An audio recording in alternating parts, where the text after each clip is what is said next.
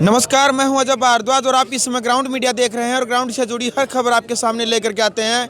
Cameraman को कहूंगा कि एक बार फिर हमारी टीम जो कुंडली बॉर्डर पर पहुंची है, कैमरा घुमा करके दिखाए कि जो लगातार किसान आंदोलन है जो बढ़ता ही जाने लग रहा है। आज लगभग चौथा पाँचवां जो दिन है, जो पूरे हरियाणा के पूरे देश के जो अलग अलग जो राज्य है वो किसान लगातार यहाँ पर दिल्ली में कूच कर रहे हैं। तो इस वक्त हमारे साथ कुछ किसान हैं, कुछ किसान नेता भी हैं, साथ में कुछ बातचीत करेंगे। क्या ये आंदोलन इसी प्रकार से आगे बढ़ता जाएगा? सरकार से कोई बातचीत हुई है या नहीं हुई है? राम राम जी। राम राम जी। और जी कैसे हैं सर? ठीक है जी, बिल्कुल। राम राम जी। राम राम राम राम। क्या कहना चाहेंगे? अभी भी मतलब लगातार 4-5 दिन हो गया आज किसान आंदोलन को, कुंडली बॉर्डर पे बैठे हैं, टिकरी बॉर्डर पे बैठे हैं, पूरे देश के किसान आने लग रहे हैं। क्या लग रहा है सरकार अभी तक नहीं मान रही है मांगों को? देखिए, 3 बिल लेकर आई है। इनके पीछे जो सबसे बड़ी मंशा सरकार की थी वो देखिए, ये आप एक चीज़ समझिए कि इसमें कहा गया कृषि सुधार अधिनियम है और उसका पूरे गाजे बाजे के साथ प्रचार किया गया। जितना इस बिल को पढ़ के एक चीज़ समझ में आती है कि सरकार इसमें करना क्या चाहती है। अच्छे से आप समझेंगे तो 1-1.5 महीने पहले आपने एक बयान सुना होगा हमारे यहाँ हरियाणा के प्रदेश अध्यक्ष भाजपा के ओम प्रकाश धनखड़ जी का। वो कह रहे थे कि सरकार, वो उन्होंने बहुत सी फसलों के नाम लिए और एक फसल जो उन्होंने बताया मुझे याद है कि वो कहते हैं कि 31 लाख टन हम सरसों खरीदते हैं और भी फसलें बताई कितनी खरीदते हैं कि 31 लाख टन हम सरसों खरीदते हैं, 1 लाख टन का तेल निकालते हैं, 30 लाख टन वापस बेच देते हैं।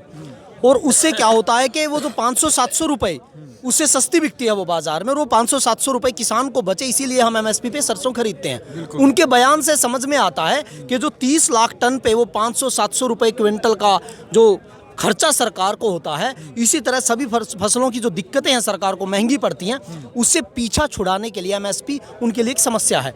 और इंटरनेशनली जो WTO जैसे संगठनों के प्रेशर हैं, वर्ल्ड बैंक जैसे, कि पूरी दुनिया में एक वातावरण बनाया जाता है कि दुनिया में बहाना क्या बनाया जाता है कि दुनिया में भूखमरी को दूर करना है तो खाद्यान्न की कीमत को कम करना होगा। तो ये बहुत अच्छी बात लगती है लोगों को। जो NGOs वगैरह हैं वो कहते हैं कि हाँ भाई, अगर गरीबी या भूखमरी दूर करनी है तो खाद्यान्न की कीमत कम करनी पड़ेगी। खाद्यान्न की कीमत क्या कम करनी पड़ेगी? तो भारत दुनिया के 50% लोगों के लिए खाद्यान्न आपूर्ति करता है। अब इसमें क्या है, नाम भूखमरी का है, लेकिन खाद्यान्न आपूर्ति के लिए अगर आप नियम जो बनाए जाएंगे, मतलब उसमें कुछ कानून जो इस खाद्यान्न की कीमत को कम करने में बाधक है, उनमें एक एमएसपी भी है। एमएसपी पे आप खरीदोगे तो खाद्यान्न की कीमत कम नहीं होगी। और खाद्यान्न की कीमत घटने का सबसे ज़्यादा फायदा अगर किसी को है, हमारी इकोनॉमी में 3 सेक्टर हैं, एग्रीकल्चर सेक्टर, सर्विस सेक्टर और मैन्युफैक्चरिंग सेक्टर। लड़ाई मैन्युफैक्चरिंग सेक्टर और एग्रीकल्चरिंग सेक्टर्स की है। वो सेक्टर में मैन्युफैक्चरिंग सेक्टर है, सर्विस सेक्टर है, इसके लोग बड़े बड़े स्तर पे इंटरनेशनली आवाज़ उठाने वाले हैं। किसान की समस्या क्या है? किसान के पास कोई इंटरनेशनली आवाज़ उठाने वाला नहीं है। वकील हो वर्ल्ड बैंक पे कहीं बात, वहाँ तो बड़े बड़े वकील जाकर बात कर लेंगे। अब अगर आपको कच्चा माल सस्ता करना है, खाद्यान्न की कीमत कम करनी है, तो उससे संबंधित जितने नियम हैं वो कमज़ोर करने होंगे। उसमें क्या सबसे बड़ा एमएसपी को काटना ही होगा। जब ये 3 अध्यादेश आए तीनों, और इनको अब आप देखिए, अगर सरकार कहेगी कि हाँ हमें वर्ल्ड बैंक के नीचे हम दबाव में हैं तो हमें प्रेशराइज होकर ये करना पड़ेगा, तो अगर वो कहेंगे कि हम एमएसपी को कम कर रहे हैं, शायद 15 साल से 20 साल से तो मैं जितना पढ़ रहा हूँ, एक तो यूरिया की सब्सिडी, एमएसपी को कम करना, ये दबाव बनाए जाते हैं। और पहले से स्वामीनाथन आयोग की रिपोर्ट की जो बात थी उसमें भी सिर्फ खाद्यान्न की कीमतें ना बढ़े इसीलिए रोका गया उसे। तो एमएसपी को काटने के लिए जो बिल लाए गए कृषि सुधार के नाम पे, essential commodities amendment, trade agreement का और ये ट्रेड एंड कॉमर्स का, सभी बना के, इसमें मुख्यतः एक तो जो मंडी की व्यवस्था थी, जो कहीं ना कहीं भारतीय एग्रीकल्चर, मुख्यतः हरियाणा पंजाब में एग्रीकल्चर को व्यवस्थित की हुई थी, उसे तोड़ना जरूरी था। 3 कानून सरकार लेकर एमएसपी तोड़ने के लिए लेकर इसे अब एक चीज समझिए, वो कह रहे हैं हम खरीद रहे हैं और हम हमेशा खरीदेंगे, तो लिखने में दिक्कत क्या है? लिखने में दिक्कत होते ये होगा कि जिसके लिए हमने किया था वही खत्म हो गया। एमएसपी को ऐसे नहीं तोड़ा जाएगा कि आया और अगले साल से खरीदना बंद कर देंगे। मैं एक उदाहरण देता हूँ आपको। हमारा जो इलाका है, गन्ने का इलाका, वहाँ एक किस्म होती थी गन्ने की 67, सिंपल सी, और बहुत सी और होती थी ट्रेडिशनल जो फसलें थी वो ज़्यादा निकलती थी खेत में। तो जब शुगर मिल लगा तो शुगर मिल ने ये नहीं कहा था कि हम ये इस किस्म को बंद कर देंगे।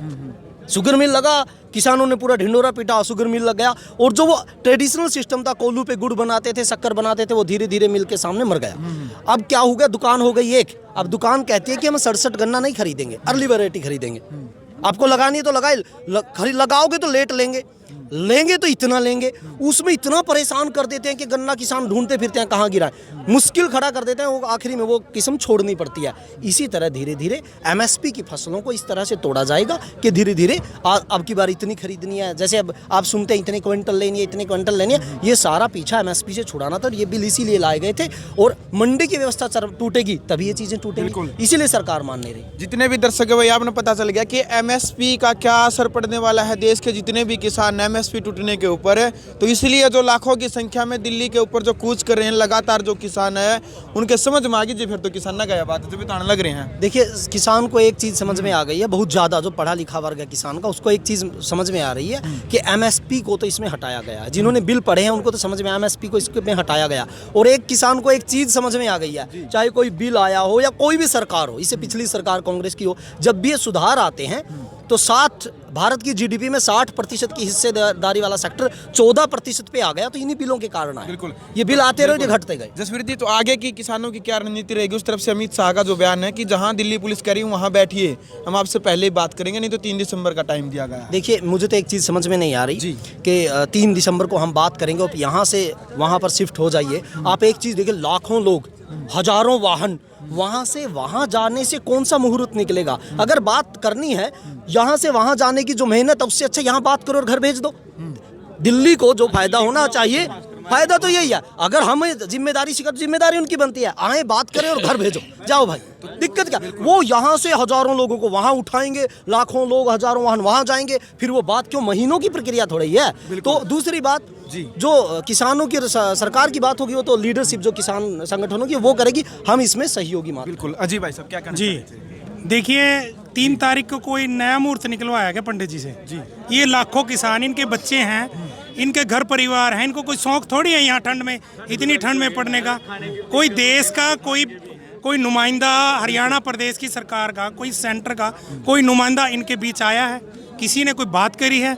कोई ये 3 तारीख का कोई मुहूर्त रखा है तो वो बता दें, नहीं तो ये बेचारे किसानों को शौक थोड़ी है यहाँ सड़कों पे ठंड में अपने बच्चे छोड़कर, अपने खेत छोड़कर यहाँ पड़े हैं।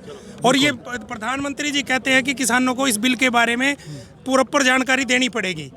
किसानों को तो प्रॉपर जानकारी है, उनको जानकारी नहीं है, उनको जानकारी लेनी पड़ेगी।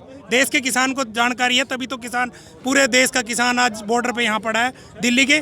और अगर इसी तरह तो कोई बातचीत नहीं करते तो किसान आंदोलन इसी तरह करते रहेंगे और अपने हक एक दिन मनवा के रहेंगे। बिल्कुल। तो आप देख सकते हैं किसानों का जो जोश है लगातार बढ़ता ही जाने लग रहा है। हमारे साथ एक किसान और है, क्या कहना चाहेंगे जी आप पूरे आंदोलन को लेकर के जो लगातार बढ़ता ही जाने? सबसे पहले तो मैं हमारे ग्राउंड मीडिया चैनल है जो उसकी टीम का बहुत बहुत स्वागत करूंगा, क्योंकि लगातार जब से आंदोलन चल रहा है हमारी ग्राउंड में टीम लगातार किसानों की आवाज़ को उठा रही है। और उसको देख करके चैनल को हमारे हरियाणा से बहुत से किसान अब 2 दिन से बहुत ज़्यादा आने लग रहे हैं। क्योंकि एक तो मैं बताना चाहूँ आपको, 23 तारीख को हमारे किसान साथियों की जो पदाधिकारी थे हमारे भारतीय किसान यूनियन के, उनको गिरफ्तार कर लिया था। फिर सुबह 24 तारीख को फिर गिरफ्तार कर लिया, और 25 और 26 तारीख को हमारे साथियों की जमानत होगी। और आप देखिए आज कितने लोग हरियाणा प्रदेश से आने लग रहे हैं। और एक और मैं बता देना चाहूँ, अमित शाह और ये जो इनकी टीम है, हमारे भारतीय किसान यूनियन के हमारे नेता सरदार गुरनाम सिंह चढ़ूनी जी ने जिस प्रकार से हमारे पंजाब के किसानों को खट्टर की छाती पर पैर रख के सारे बैरियर तोड़ करके दिल्ली कूच करवाया, और आज यहाँ पर दिल्ली में डेरा डाल दिया है चारों तरफ। और मैं कहना चाहूँगा नरेंद्र मोदी जी को, आप मान जाइए, नहीं तो हरियाणा प्रदेश का किसान जाग चुका है, खापें जाग चुकी है। और मैं कहना चाहूँगा, या तो हमारे को गोली मारे या हमारी मांगे पूरी करे। जो 3 काले कानून लेकर के आए हैं उनको वापस करे। किसान मांग क्या रहा है? किसान मांग ही तो रहा भाई, एक एमएसपी रेट की जो गारंटी की बात कर रहे हैं उसका एक कानून बना दिया जाए। एमएसपी रेट से कम खरीदेगा उसको 7 साल की जेल हो। और एक जो उन्होंने क्या नाम, ये स्टॉक की जो सिस्टम बना दिया बड़े बड़े घरानों के लिए, भाई टैक्स माफ़ कर दिया जो उनका, भाई कितना भी स्टॉक कर सकते हैं, सब्जी दाल चीनी जो भी खाद बीज, अगर वो स्टॉक करेंगे तो किसका नुकसान होगा? वो मीडिया के साथियों का भी नुकसान है, मजदूर का भी नुकसान है, किसान का तो है ही। जो व्यापारी है, जो मिलिट्री में है, जो पुलिस में है, जो ट्रक का ड्राइवर है, वर्ग का उसके अंदर ये नुकसान है। किसान हर वर्ग की लड़ाई लड़ रहा है। बिल्कुल, क्या- और आपके चैनल के माध्यम से मैं पूरे हिंदुस्तान के 36 बरादरी से अपील करना चाहूँगा, आइए आज किसान की मदद कीजिए। अभी नहीं तो कभी नहीं, पूरे हिंदुस्तान का नुकसान होगा। अगर आप आज नहीं लड़े तो आप मर जाएंगे। और आइए इस दिल्ली की सरकार को जगाने का काम करिए किसान के साथ मिल करके। और कल 1 तारीख को व्यापारियों ने भी अपने दुकानें बंद करके किसान का साथ देने के लिए पूरे हरियाणा प्रदेश में और पूरे हिंदुस्तान में कल व्यापार मंडल ने फैसला ले लिया है, भाई पूरा व्यापार हम बंद रखेंगे। जी बिल्कुल। धन्यवाद। तो जी हाँ जी, कैसे हैं? बढ़िया जी भाई। कहाँ से हैं आप? मैं डिस्ट्रिक्ट कैथल से हूँ, विक्रम कसाना एडवोकेट, युवा प्रदेश अध्यक्ष भारतीय किसान यूनियन। बिल्कुल, क्या कहना चाहेंगे? किसान आंदोलन जो लगातार बढ़ता ही जाने लग रहा है, लेकिन मोदी सरकार वो अभी तक मांगी जो किसानों की नहीं मान रही है। देखिए, कल परसों तो मोदी जी मन की बात सुना रहे थे जी। वो हमारे मन की बात तो सुनना नहीं चाहते, अपने मन की बात सुनाते हैं। पूछो, उन्होंने बुला के किसी किसान को पूछा हो कि आपके मन की बात क्या है? आज वो काशी मथुरा की यात्रा कर रहे हैं। जब देश का किसान अपनी समस्याओं को लेकर दिल्ली के दहलीज पर बैठा है, देश के प्रधानमंत्री काशी और मथुरा घूम रहे हैं, और हरियाणा का मुख्यमंत्री कहता है कि हरियाणा के किसानों की तो भागीदारी ही नहीं है इस आंदोलन में। आज आपके चैनल के माध्यम से ईमानदारी से पूरे हरियाणा में घूम कर देख लीजिए, पंजाब के किसानों से ज़्यादा की भागीदारी कल और आज में हरियाणा के किसानों की हुई है। लेकिन ये जो भारतीय जनता पार्टी के लोग हैं, ये किसान को बांटना चाहते हैं। ये 35+1, पंजाब वर्सेस हरियाणा, हिंदू वर्सेस मुसलमान, अब इनका ये प्रयास है कि किस तरह से जो किसान आंदोलन एकजुटता दिखा रहा है, पूरा देश का किसान इकट्ठा होकर बिल्कुल दिल्ली के दहलीज पर बैठा है, इनको आपस में बांटने का काम। बिल्कुल। तो लगातार जो किसानों की तादाद है वो बढ़ती जाने लग रही है। खुद किसान भी ये बात करें कि भारतीय जनता पार्टी के जो कार्यकर्ता है या भारतीय जनता पार्टी के जो नेता है, वो खुद ये चाह रहे हैं कि कहीं ना कहीं कोई चाल खेली जाए, फूट डालो, कोई ना कोई षड्यंत्र यहाँ पर इन किसानों के बीच में एक ऐसा षड्यंत्र छोड़ा जाए जो इनके अंदर फूट की भावना हो जाए। लेकिन पूरे देश के जो किसान हैं लगातार यहाँ पर लाखों की संख्या में बढ़ते ही जाने लग रहे हैं। लगातार ग्राउंड से जुड़ी हर खबर आपके सामने हम लेकर के आते हैं। कुंडली बॉर्डर पर लगातार 4-5 दिन जो किसानों ने हो गए, कैमरामैन कहूँगा कि घुमा करके दिखाए, लगातार 15 किलोमीटर तक जो ट्रैक्टर ट्रैलियों का जो जाम लगा यहाँ पर, वो खबर ही में हमने दिखाई दी। आप इस वीडियो को ज़्यादा से ज़्यादा शेयर करें। यदि आप इसको यूट्यूब पर देख रहे हैं तो यूट्यूब चैनल को सब्सक्राइब करें। यदि आप इसको फेसबुक पर देख रहे हैं तो फेसबुक पेज को फॉलो करें। ग्राउंड मीडिया के लिए दिल्ली से मैं भारद्वाज।